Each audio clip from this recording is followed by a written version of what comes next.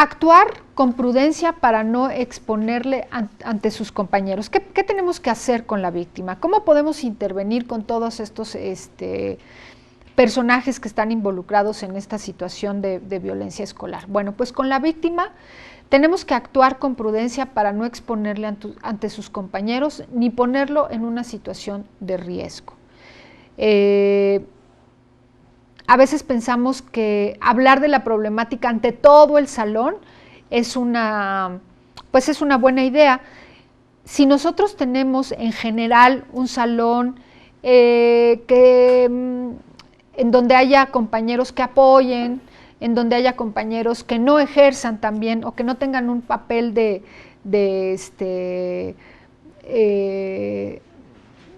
como en este caso nos menciona, pasivo ante la violencia escolar, pues probablemente no nos va a funcionar. Sin embargo, si tenemos un salón en donde hay compañeros más empáticos, digamos, en donde le den importancia a los valores, pues probablemente esa estrategia sí nos va a funcionar. Y entonces en este sentido, pues tenemos que contextualizar. Tenemos que protegerle y hacerle sentir segura, darle confianza, que vele interés y esfuerzo por acabar con la situación de acoso. Esto es, que nosotros, los docentes, miren que sí queremos que esa situación termine y que vamos a hacer cosas para que efectivamente termine esa situación. No evidenciar ante sus compañeros a las partes implicadas, porque también ocurre que cuando vemos a un niño, a una niña, a un joven que está cometiendo una situación de violencia, pues lo evidenciamos y eso recrudece su resentimiento. Entonces tampoco podría funcionar. Intentar organizar grupos de personas solidarias que lo acompañen principalmente en los momentos de mayor riesgo. Trabajar con él o ella las habilidades sociales y emocionales. Nuevamente aquí hacemos énfasis en la importancia que tiene el desarrollo de todas estas competencias sociales y emocionales. ¿Qué debemos hacer con el niño, la niña agresor? Actuar con prudencia también para que no destaque ante sus compañeros. Evidenciarlos, según los autores, algunos autores, no genera más que más resentimiento, vergüenza y resentimiento. Explicarle claramente los comportamientos que no se toleran, no evidenciar ante sus compañeros a las partes implicadas. Trabajar la empatía, aquí vemos cómo nuevamente en este protocolo hace énfasis en esta competencia tan importante que es la empatía. Y hacer que comprenda cómo se siente la persona a la que está agrediendo. Si es necesario, gestionar que reciba ayuda terapéutica para el control de la impulsividad y la conducta agresiva.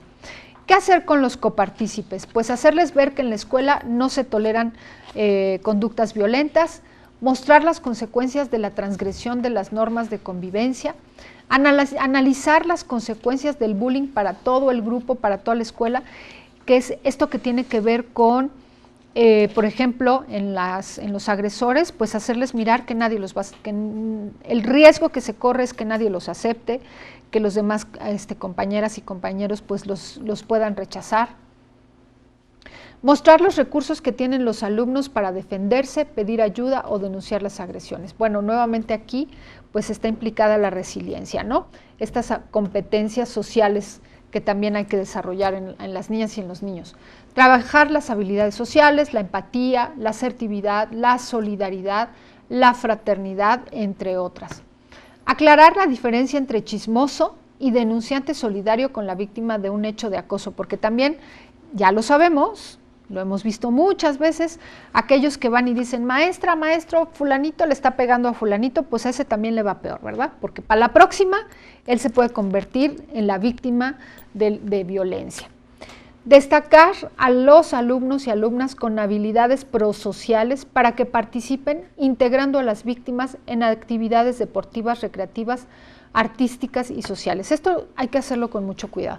Si lo vamos a hacer, hay que hacerlo con cuidado, porque también puede ser que estas personas que tienen como la mejor intención de que la violencia pare en su escuela, se conviertan en víctimas también de agresiones, ¿no? ¿Qué tenemos que hacer con los padres de la víctima? Pues explicarles el problema, de acoso escolar que viven su hijo o su hija, hacerles ver la necesidad de acompañar a su hijo o a su hija en la solución del problema, alentarlos a hablar con él del problema para hacerles saber que cuenta con su ayuda y no compartir sentimientos negativos del hijo, enfrentar el problema y no creer que con el tiempo se va a solucionar. Esto es algo muy importante, es hacerles ver que pues este concepto de la escalada de la violencia, ¿no?, que con el tiempo se puede ir, lejos de disminuir, se puede incrementar. Pedirle que no estimule la agresividad ni la venganza. ¿Cuántas veces hemos escuchado a los papás decir, pues si no le pegas, yo te voy a pegar a ti? Te tienes que defender, tienes que responderle de la misma manera. Cuando te lo encuentres descuidado, entonces en ese momento le sueltas el trancazo, ¿no? Evitar que su hijo se sienta avergonzado por lo que le sucede y hacerle sentir seguro y valorado. Nunca decirle a su hijo que intente solucionarlo por su cuenta. Si pudiera hacerlo, pues ya lo hubiera hecho. A los padres del agresor, hablar calmada pero directamente de lo que está pasando. No ocultar la información que se tiene sobre la participación de su hijo en el caso de bullying. Pedirle que explique a su hija o a su hijo lo que sucedió. Hacerles ver la necesidad de acompañar a su hijo en la solución del problema. También pedirle que no estimule la agresividad ni la venganza. Promover que no culpen a otros por la conducta de su hijo y recomendarle que cualquier paso que den debe ser conocido y acordado por el chiquito o por el pequeñito, el joven. Ahora bien, en la quinta fase del protocolo, pues es la fase de la evaluación, en donde a medida que se va interviniendo con cada una de las partes, pues se podrán evaluar los resultados. La intervención, fíjense que esto es algo muy importante. La intervención se considerará exitosa si se logra que las víctimas desplieguen recursos emocionales y personales para construir un ambiente escolar libre de violencia y una relación armónica con sus iguales. Que es un poquito este ejemplo que les pongo de estas escuelas, ¿no?, a donde fui, en donde, bueno, pues evidentemente no se ha logrado reducir el impacto de la violencia escolar, y en otra, pues donde lo tienen, en donde el índice de violencia es muy bajo y donde han logrado contrarrestar, detener estas situaciones, que se den estas situaciones o estas expresiones o manifestaciones de violencia en la escuela.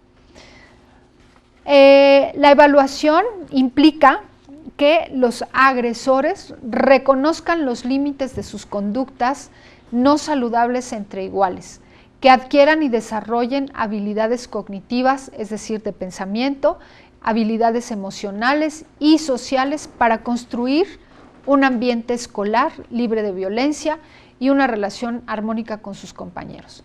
Y que los copartícipes conviertan su actitud activa o pasiva en una acción decidida y comprometida para construir un ambiente escolar libre de violencia y una relación armónica también con todos sus compañeros.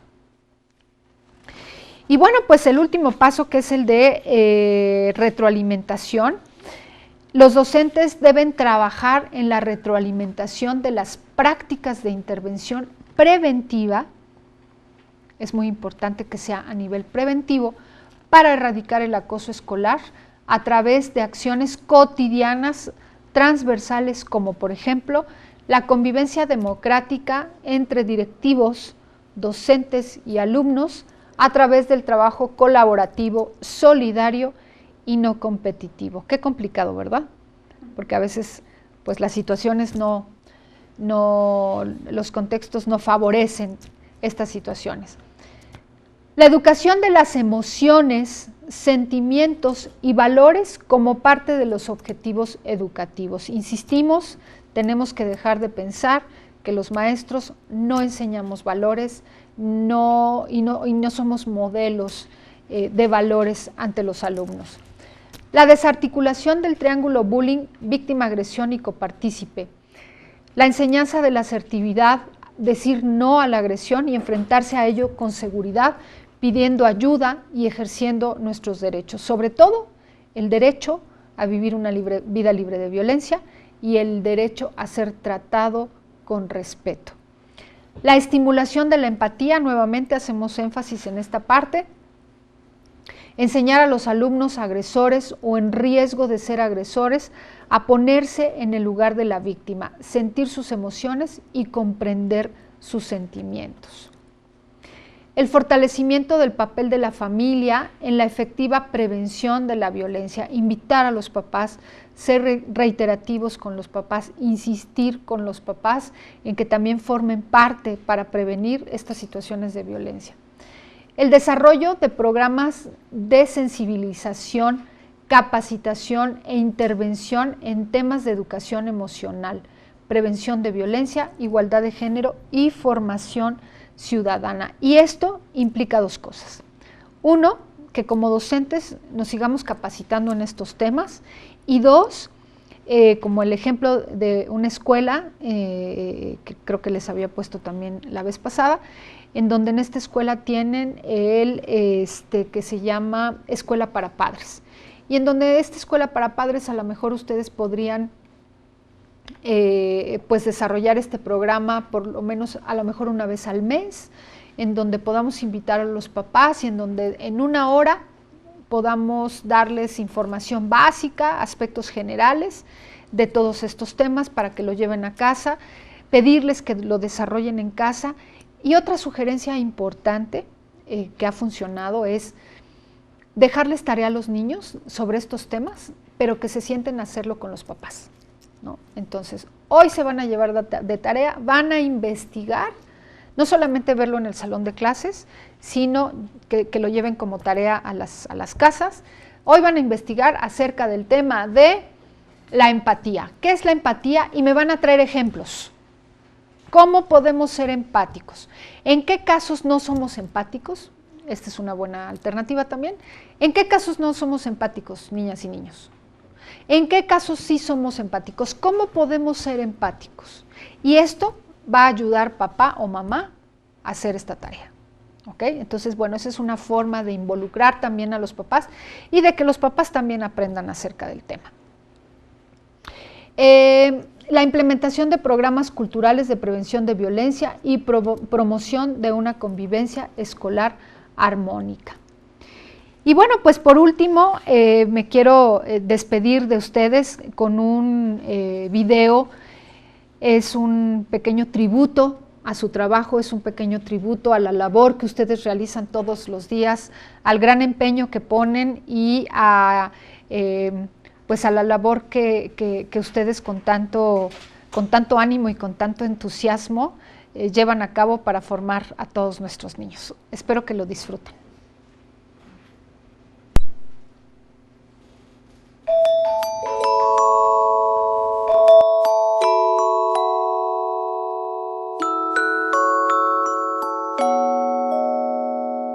Me enseñaron a sumar ilusiones, amigos y esfuerzos. Me enseñaron a restar enemigos, miedos y desconfianza. Me enseñaron a multiplicar experiencias, esperanza y sueños. Me enseñaron a dividir para compartir entre todos. Me enseñaron a leer cartas de amor, periódicos, historias para mis nietas. Me enseñaron a escribir novelas, poemas y la lista de la compra. Me enseñaron a hacer ecuaciones, comentarios de texto y barquitos de papel. Me enseñaron a ver los colores del mundo. Aprendí a sentirme valioso, a respetar a los demás y a ser mejor persona. Aprendí a defender mis derechos, que con esfuerzo todo es posible y que debemos tener las mismas oportunidades. Aprendí a usar el verde y el azul y el amarillo, y que ser diferente significa ser igual. Aprendí en la de todos y todas y para todos y para todas. Gracias al de lengua por enseñarme a sumar versos, al de física por enseñarme a sentir la química, y al de latín porque vini, vidi, vinci. Gracias al de tecnología por tanto samper y entusiasmo. A la de filosofía por la lógica de la vida. Y al de mates por llegar al infinito. Thanks to my English teacher, who opened the borders of my life. Gracias a la de francés porque mi novia es francesa. Y al de música por marcarme el compás.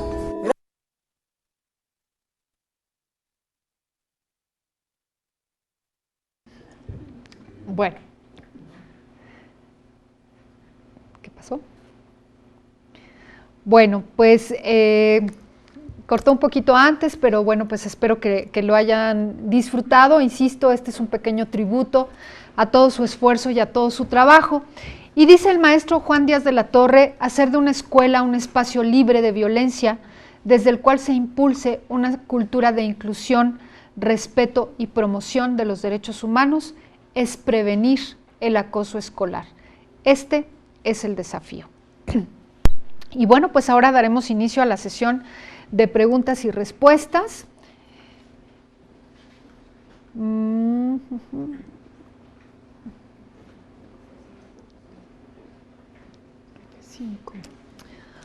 Ok, dice Magdalena Ojeda Chacón en Victoria, Guanajuato, ¿cómo puedo prevenir la violencia en el entorno escolar si sus costumbres están muy arraigadas? Bueno, pues esta es una excelente pregunta y efectivamente una de las problemáticas a las que nos enfrentamos las personas que tratamos de erradicar esta problemática es la cuestión de las costumbres, la cuestión de las ideas, de los usos y las costumbres, incluso en comunidades en donde hay pues ejercicios, actividades que probablemente nos puedan parecer terribles, pero que desde esa mirada pues parecen muy normales, ¿no? Y esto tiene que ver con algo que les comenté la sesión pasada y es con la normalización de la violencia. En la medida en la que nosotros sigamos pensando que la violencia es normal, que por ejemplo, pegarle a un niño para que entienda que debe de hacer la tarea, que insultar a un niño o minimizar sus esfuerzos lo va a ayudar a hacerse más fuerte, ¿no? Y puedo poner 1000 ejemplos. En la medida en la que no miremos que eso se llama violencia, que tiene un nombre, va a ser muy complicado. Una de las cosas que podemos hacer es tratar de desarticular esta idea que está, en la que está sostenida esta violencia. No hay un ejemplo aquí, no hay una pregunta de algo específico, pero podemos, como dicen algunos autores, deconstruir estas ideas. Esto es deshacer esta idea que está, insisto, sosteniendo que se dé esta violencia, ¿no? Es muy complicado, es muy difícil. ¿Por qué? Porque pues al final del día la violencia en muchos casos ha funcionado para lograr el fin que la persona que agrede quiere, ¿no? Entonces es muy, muy, muy complicado. Insisto, debemos de tener una relación, los docentes, las autoridades escolares, junto con los padres, para que podamos entender bien a bien qué es lo que está permitiendo que se dé esta situación de violencia, ¿no? Entonces, bueno, esa sería una alternativa. ¿Cómo puedo actuar con los padres de familia sobre la conducta de sus hijos sin ocasionar conflictos entre alumnos, padres de familia y docentes? Bueno, pues también lo hace la misma persona. ¿Cómo puedo actuar con los padres de familia sobre las conductas de sus hijos sin ocasionar conflictos entre alumnos, padres de familia y docentes? Bueno, pues yo creo que el elemento fundamental de nuestra actuación como docentes, como les comenté hace un momentito, es siempre actuar en apego a la dignidad de las personas, ¿ok? Hay que hacerlo de maneras muy delicadas. Efectivamente creemos que hay padres de familia pues que no tienen tanta apertura para hablar de los conflictos que se están generando en el interior de las familias.